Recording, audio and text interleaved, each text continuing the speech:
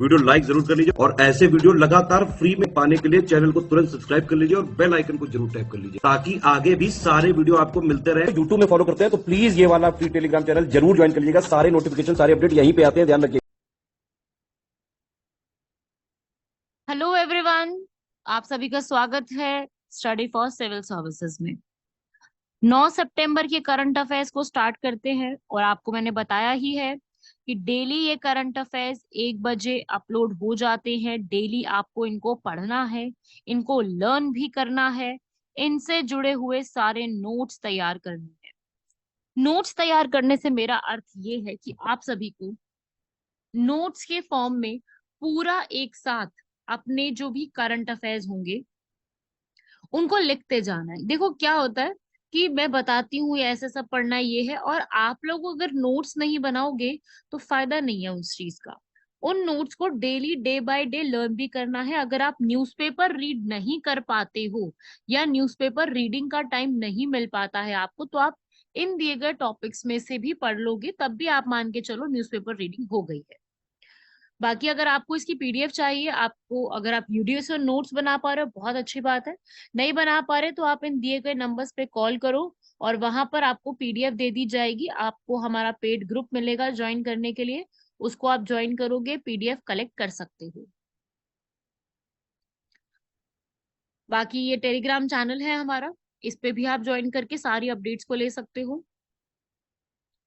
Instagram पे page follow कर सकते हो। बाकी आज के आर्टिकल्स को देख लो। सबसे पहला आर्टिकल भारत का पहला सौर शहर के ऊपर है।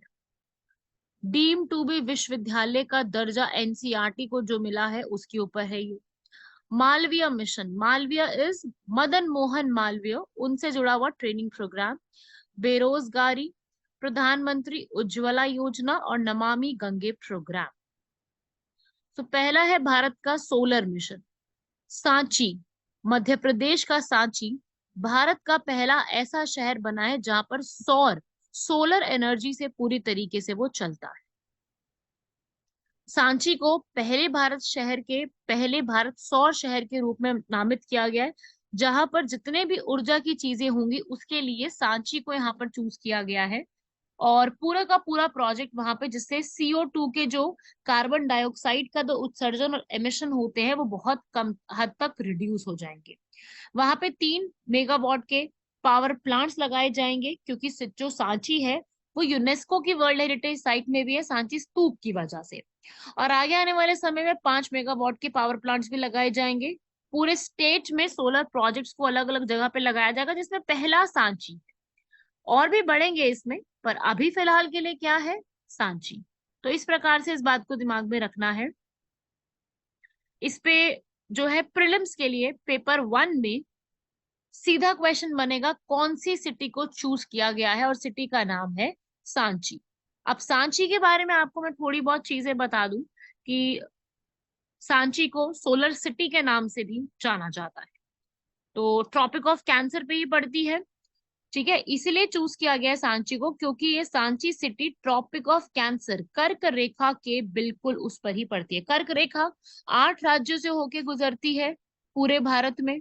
तो उन 8 स्टेट्स के नाम मुझे कमेंट बॉक्स में बताइए जरा, फिर मैं कल इसका आंसर भी बताऊंगी आपको। इसका जरा आंसर मुझे बताएंगे सब लोग, ठीक है भाई। तो इस तरीके से सांची को बनाया गया है। और मैं अगर आपको कुछ सांची के बारे में इंपॉर्टेंट चीजें बताऊं, सांची यहाँ पर बुद्धिस्ट मॉन्यूमेंट्स बहुत ज्यादा है। सांची बहुत फेमस है सांची स्तूप के लिए, जो कि बुद्धिज्म से जुड़ा हुआ है, ठीक है। ये भोपाल के काफी पास पड़ती है, मध्य प्रदेश की कैपिटल।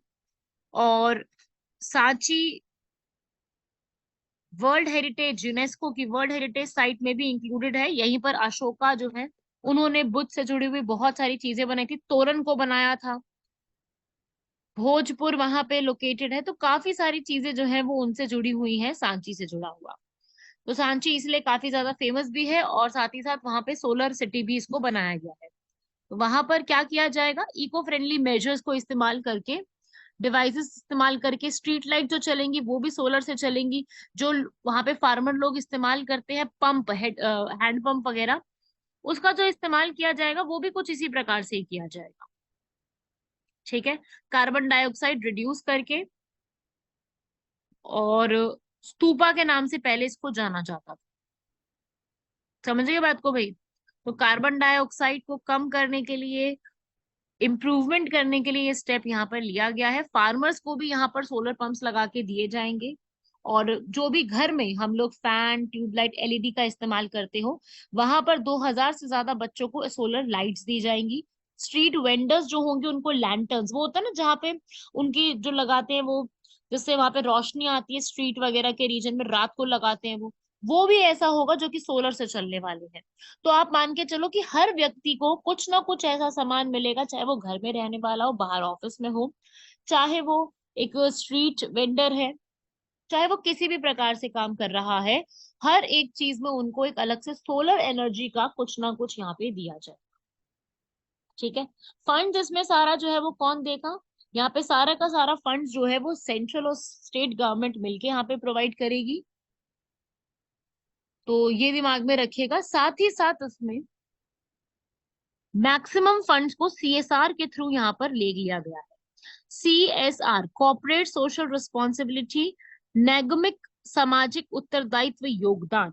अब जिनको सीएसआर के बारे में पता है वो बहुत अच्छी बात है, मैंने वैसे कई बार अपनी वीडियोस में बताया है, पर नहीं पता मैं आपको समझा रही हूँ। कॉर्पोरेट सोशल रिस्पॉन्सिबिलिटी अलग से एक कंपनी एक्ट जो बना था, कंपनी एक्ट 2013 के सेक्शन 135 में डेफिनेशन दी गई है।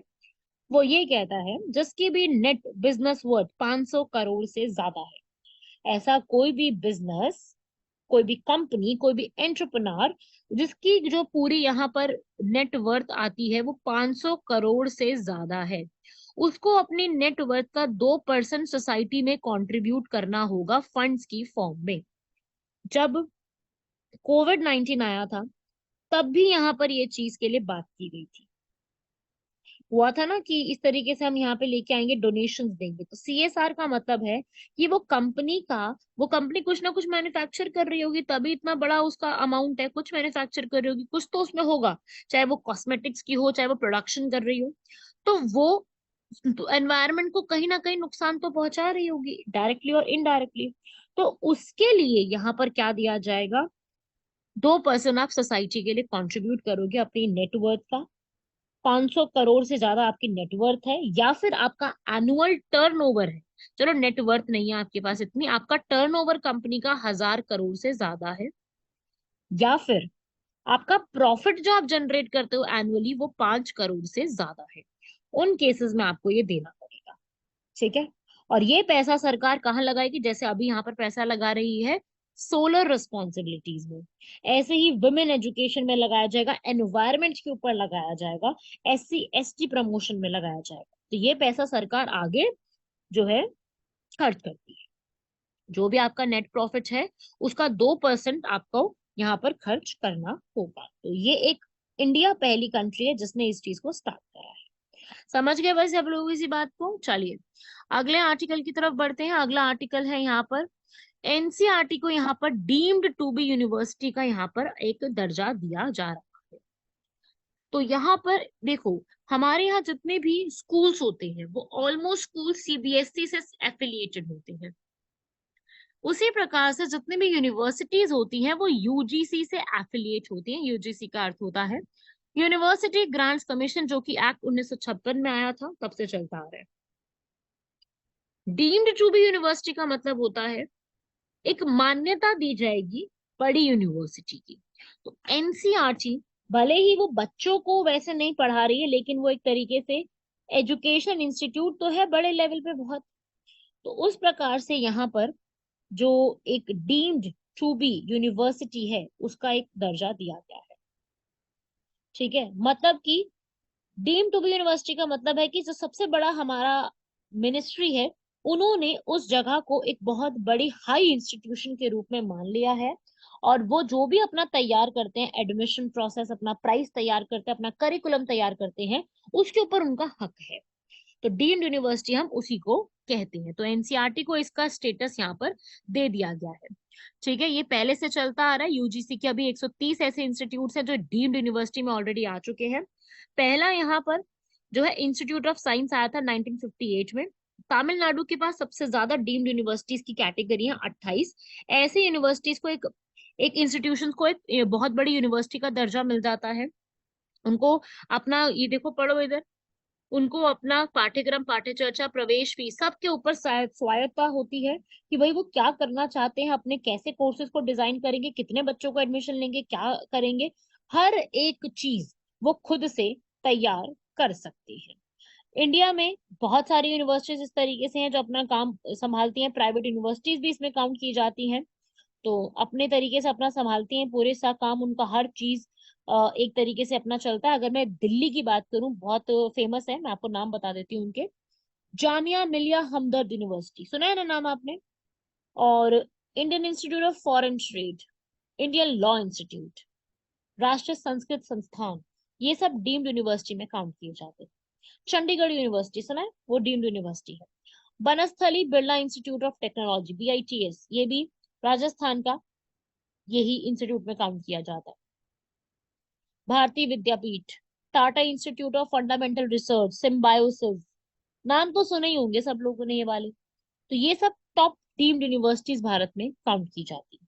करीब 130 128 के बीच में है, और मैक्सिमम कहाँ पर है? 28 अकेले सिर्फ तमिलनाडु में है। ठीक है, गवर्नमेंट रिकॉग्नाइज हो जाती है। आप इसमें क्या होता है कि अगर डीम्ड यूनिवर्सिटी में प्रोसेस थोड़ा अलग अलग होता है, ठीक है, आप किसी एक जगह की डीम यूनिवर्सिटी में हो, दूसरी जगह की डीम यूनिवर्सिटी में प्रोसेस थोड़ा अलग हो सकता है, क्योंकि हर एक के पास अपना अपना तरीका होता है।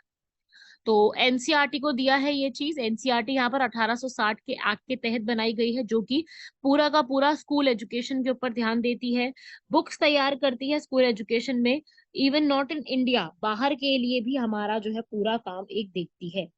तो एनसीईआरटी याद रखिएगा, national council of educational research and training के नाम से जानी जाती है। 1961 में इसको सेटअप किया गया था। औरबिंदो मार्ग दिल्ली में इसके हेडक्वार्टर्स हैं। और एक्ट का नाम पूछा जा सकता है सोसाइटीज रजिस्ट्रेशन एक्ट। आप लोगों को, चाहे आप CAPF के लिए तैयार कर रहे हो, पेपर 1 CDS के लिए तैयार कर रहे हो, NDA के लिए तैयार कर रहे हो, UPPCS, BPSC, इन सब में काम आएगा। डॉक्टर दिनेश प्रसाद अभी इसके हेड है, और वैसे इसको जो लीड करते हैं वो हमारे मिनिस्टर ऑफ एजुकेशन, जिनको धर्मेंद्र प्रधान कहा जाता है, वो यहाँ पे देखते हैं। और साथ ही साथ क्लास 3 से 12 तक दोबारा से चेंज करने के लिए करिकुलम को, अभी यहाँ पर सुधा मूर्ति, नाम सुना है आपने सुधा मूर्ति का? इन्फोसिस की चेयरमैन है, फाउंडेशन चेयरमैन सुधा मूर्ति, बहुत फेमस पर्सनालिटी है, बहुत ही इंस्पायरिंग पर्सनालिटी है वो। और एक सिंगर है शंकर महादेवन, शंकर एहसान लॉय, जो सुना होगा, शंकर एहसान लॉय के नाम से जाने जाते हैं। तो उन्होंने यहाँ पर दोनों को और साथ में और 15 लोगों को मिलकर के एक कमेटी बनाई है, जो कि क्लासेस 3 से 12 तक के पूरे एक यहाँ पर बनाएगा करिकुलम को। तो ये करिकुलम डिजाइन करते हैं, चाहे वो इंग्लिश, हिंदी, मैथ, साइंस, किसी भी सब्जेक्ट का हो। सर्विसेज के ऊपर टीचर्स के लिए भी बहुत ट्रेनिंग चीजें डिजाइन करते हैं। स्कूल एजुकेशन से जुड़ा हुआ सारी चीजों के ऊपर काम देखते हैं। टेक्स्ट बुक CBSE जो देती है यहाँ पर प्रिस्क्राइब करते हैं, वो NCERT की होती है, क्लास 1 से लेकर 12 तक सब जगह पे। हमारे इन बुक्स को 14 से ज्यादा स्टेट्स में अडॉप्ट किया जा चुका है। जिनको भी बुक्स अडॉप्ट करनी है वो NCERT को यहाँ पर अपना रिक्वेस्ट भेजते हैं, फिर उसके बाद NCERT अपनी रेडी हुई बुक्स को यहाँ पर भेजती है। NCERT की छपी हुई बुक्स 5% के रॉयल्टी के साथ, 5% की रॉयल्टी इनको स्कूल NCERT को भी भेजनी होती है। बहुत ही कम एक्सपेंसिव होती है, इतनी ज्यादा लीस्ट एक्सपेंसिव होती है। मैं आपको बताऊं, क्लास 9th की मुझे आज भी याद है, SST सोशल साइंस होता है ना, उसकी बुक सिर्फ 15 रुपए की आती थी यार। आज के टाइम पे मुझे नहीं पता 15 की आती है या फिर और कम कर दिया गया, बट 15 रुपए की बुक आती थी। 15, 20, 18, 24 इस तरीके की बुक्स आती थी। तो इस तरीके से हाल है भाई, ये NCERT बहुत सस्ती में बुक छापती है। So this is the important point जो आपको लर्न करना है यहाँ पर। ठीक है, इससे भी आप लोगों के कुछ ना कुछ सवाल इजीली बन सकते हैं।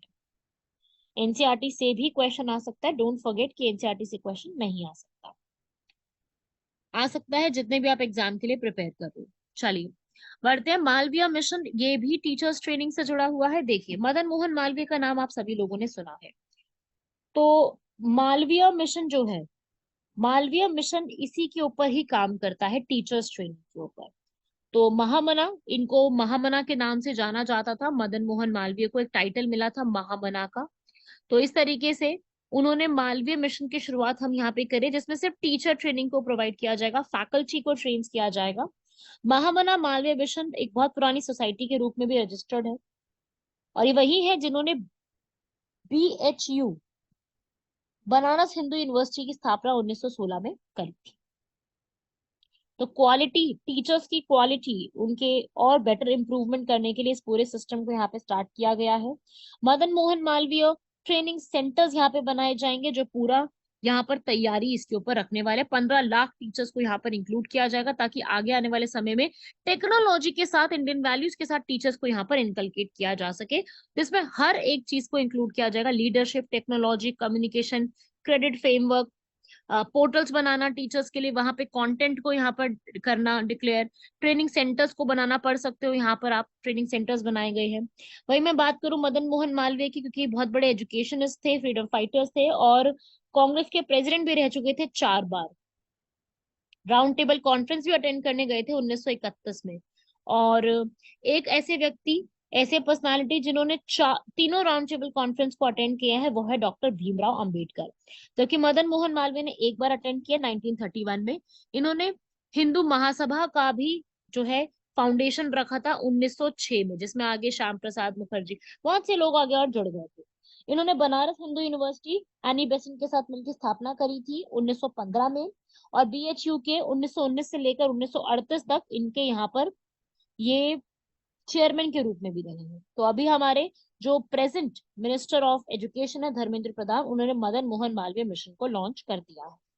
ठीक है भाई, तो पूरा प्रोग्राम यहाँ पे लॉन्च कर दिया गया, जो कि बहुत अच्छे तरीके से यहाँ पर 111 सेंटर्स को ओपन करेगा भारत में। और कॉम्प्रिहेंसिव टीचर एजुकेशन पे भी ध्यान दिया जाएगा, क्योंकि आज के टाइम पे बदलते जमाने में टीचर एजुकेशन को भी प्रमोट करना उतना ही बेहद जरूरी है। सबको समझ में आई ये बात? तो वही बात है, इसको आपको अच्छे से लर्न करना है, समझना है बात को यहाँ पर। इन सब से भी आराम से आपसे कोई भी सवाल किया जा सकता है। तो मेरा बस यही ऑब्जेक्टिव है कि आप सभी लोगों को मैं यहाँ पर ज्यादा से ज्यादा इंफॉर्मेशन दूं, और आप कोशिश कीजिए कि ज्यादा से ज्यादा चीजों को यहाँ पर लिखो। ठीक है, आप लिखने की कोशिश ज्यादा से ज्यादा करने की कोशिश करिए सभी लोग। ठीक है।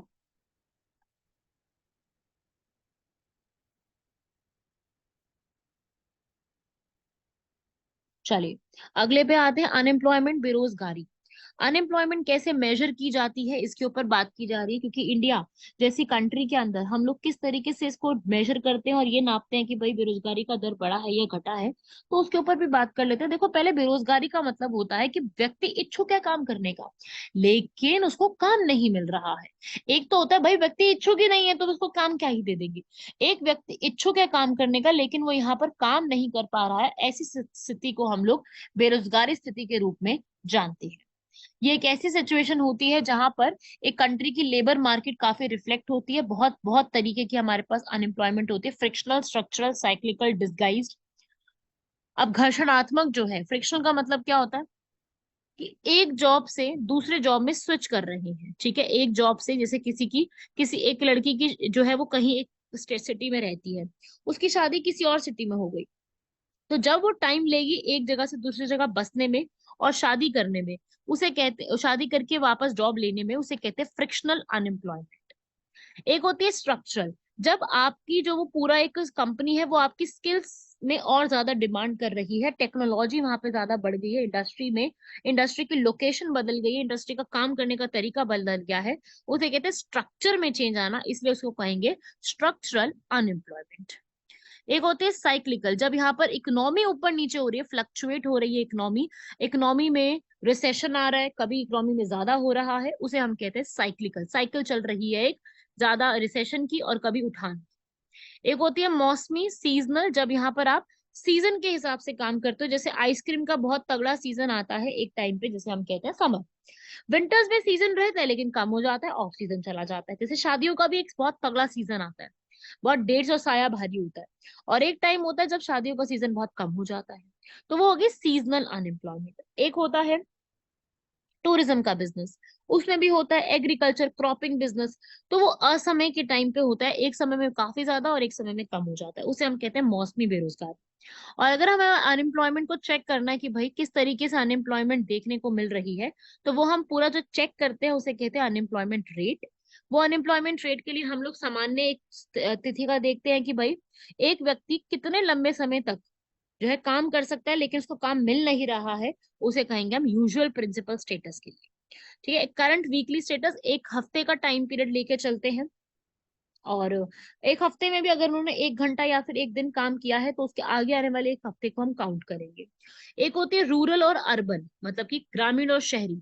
एक गांव के अंदर, क्योंकि वो एग्रीकल्चर में यहाँ पर अपॉर्चुनिटीज देख रहे हैं इसलिए वो काम नहीं कर पा रहे हैं, और रूरल के अंदर दूसरा लेबर वर्क हो सकता है, तो वहां पे जो एक वर्क का गैप आ जाता है उसे आप अनएम्प्लॉयमेंट रूरल वर्सेस अर्बन कहते हैं। अब यहाँ पर इसको चेक करने के लिए पूरा अलग से जो है एक बनाया गया है, इंडियन इकोनॉमी में मॉनिटर करने के लिए भारतीय अर्थव्यवस्था निगरानी केंद्र बनाया गया है। और चेक करने में सबसे बड़ी प्रॉब्लम ये है कि बेरोजगारी की परिभाषा क्या कहती है कि सक्रिय रूप से रोजगार अवसर खोजना चाह रहे हो, लेकिन वास्तविक तस्वीर को कम आंका जा सकता है कि पता नहीं वो व्यक्ति सक्रिय रूप से जांच भी रहा है या नहीं जांच रहा है। विकसित अर्थव्यवस्थाओं में यहाँ पर पूरे वर्ष एक रोजगार में संलग्न नहीं रहते हैं लोग, और इसके लिए अलग अलग मेथड्स इस्तेमाल करते हैं, जैसे कि हमारा सेंटर है मॉनिटर करने के लिए, वो अपना अगले तरीके से देखता है कि भाई उसके इंटरव्यू के क्या प्रोसेस रहा है, इंटरव्यू में वो व्यक्ति जो है वो काम कर पाया था या नहीं कर पाया था, या अपने इंटरव्यू में पास हो पाया था या नहीं।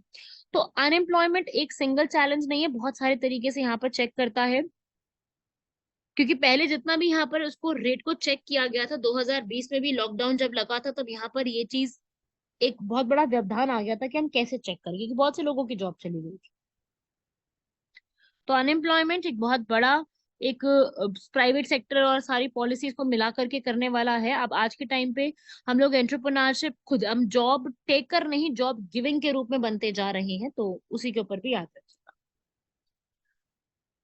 प्रधानमंत्री उज्ज्वला, उज्ज्वला याद रखिएगा, दो स्कीम्स है, एक उजाला है और एक उज्ज्वला है। उजाला एलईडीज के बल्ब्स के लिए है, बच्चे कंफ्यूज हो जाते हैं उजाला और उज्ज्वला में। और उज्ज्वला जो है वो एलपीजी के लिए है। तो एलपीजी की कीमत में कटौती है, उज्ज्वला विस्तार पर सालाना 37,000 करोड़ से अधिक की लागत आ सकती है, ये प्राइस कट किए जा रहे हैं।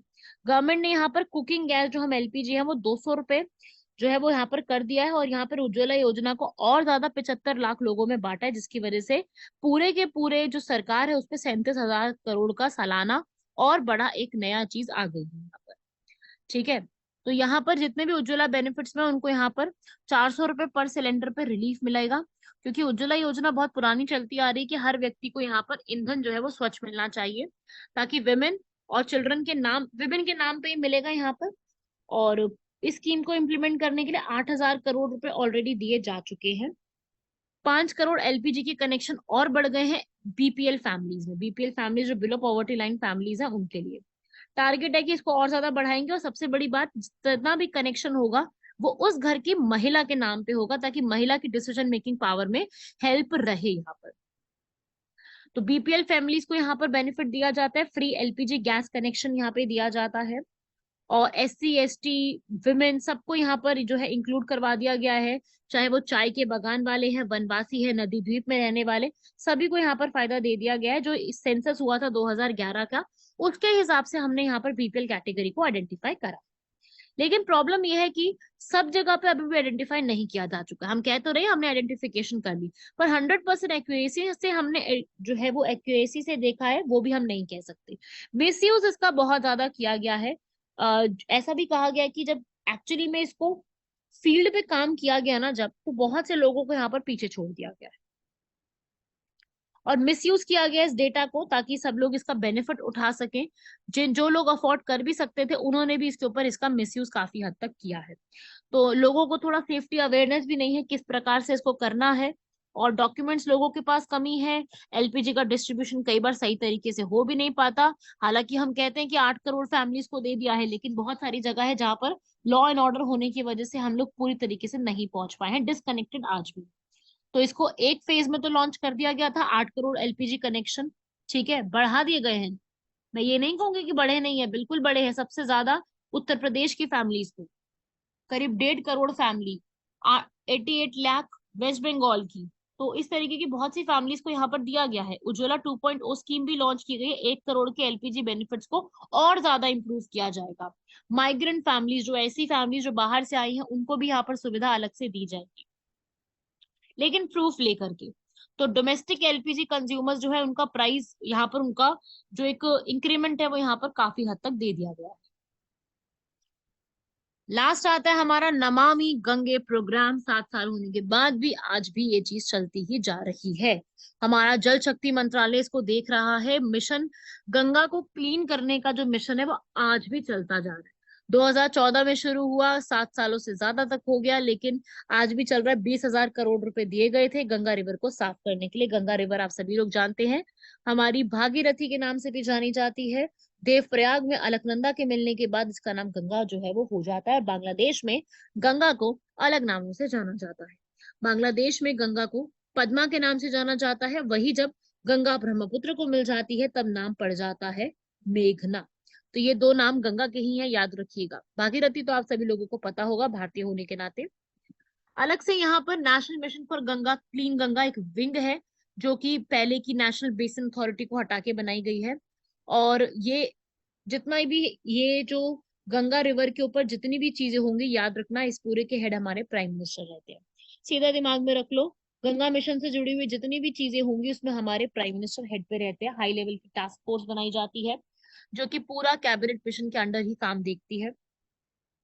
ऐसे ही स्टेट लेवल पे, ऐसे डिस्ट्रिक्ट लेवल पे बनाई जाती है। उसमें करते क्या है, पूरा जो जो जहां जहां से गंगा रिवर जो है उनका बहना है, UK, UP, Bihar, Jharkhand, west Bengal, main ये स्टेट से गुजरती है। थोड़ा सा बहुत कम झारखंड से है। मेन तो यूके, यूपी से ज्यादा है और वेस्ट बंगाल से ज्यादा है। तो इन रीजन्स में जो है वो, जो भी वहां पे कूड़ा हो जाता है, गंदगी हो जाती है, उसका उपचार किया जाएगा सीवेज ट्रीटमेंट के फॉर्म में। रिवर फ्रंट बनाया जाएगा।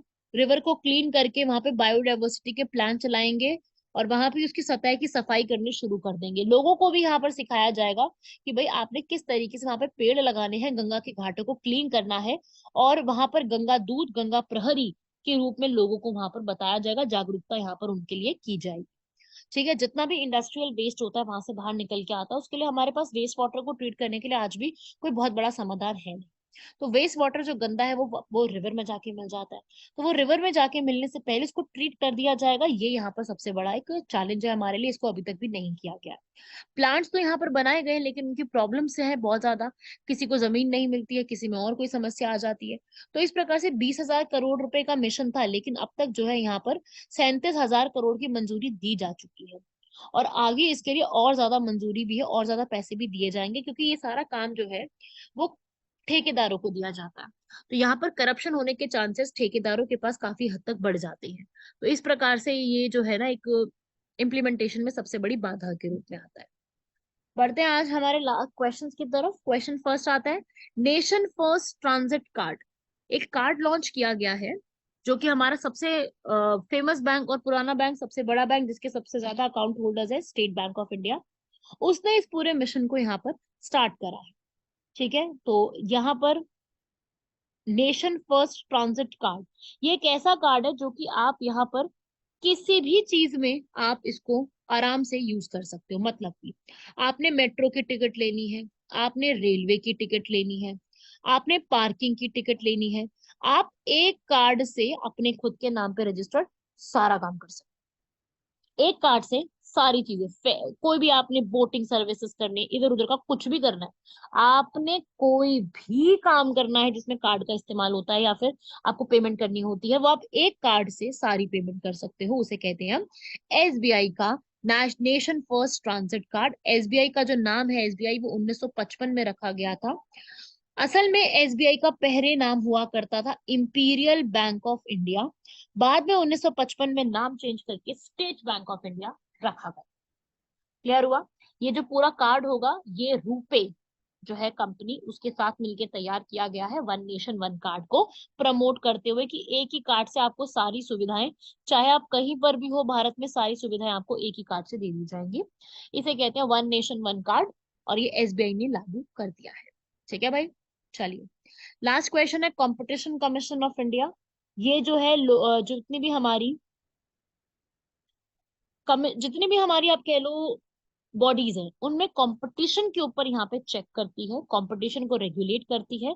इसको 2002 में एक एक्ट के तहत बनाया गया है, कंपटीशन एक्ट के तहत, जिसमें क्वासी जुडिशियल जस्टिस देती है, एक चेयरपर्सन होते हैं, 6 और मेंबर्स की तरह काम करते हैं। कंपटीशन क्या चल रहा है उसके ऊपर काम देखती है पूरा। 14 अक्टूबर 2003 को ये एक्चुअली में बनाई गई है, एक्ट 2002 का था, तो सवाल को याद रखिएगा। दिल्ली के किदवाई नगर में इसके हेडक्वार्टर्स बने हुए हैं। रवनीत कौर एक आईएएस ऑफिसर है जिसको हेड करते हैं अभी यहाँ पर।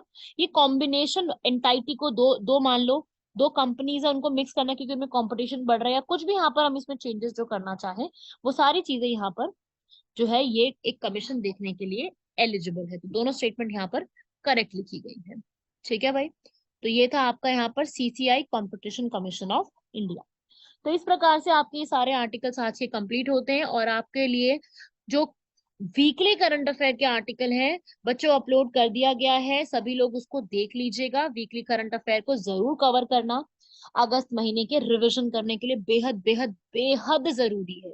मत छोड़ के जाना, मैं फिर से बोल रही हूँ, मत छोड़ के जाना, पढ़ के जरूर देखना ये सारी चीजें। बाकी मिलते हैं आप लोगों से नेक्स्ट लेक्चर में। धन्यवाद, शुक्रिया, जय हिंद।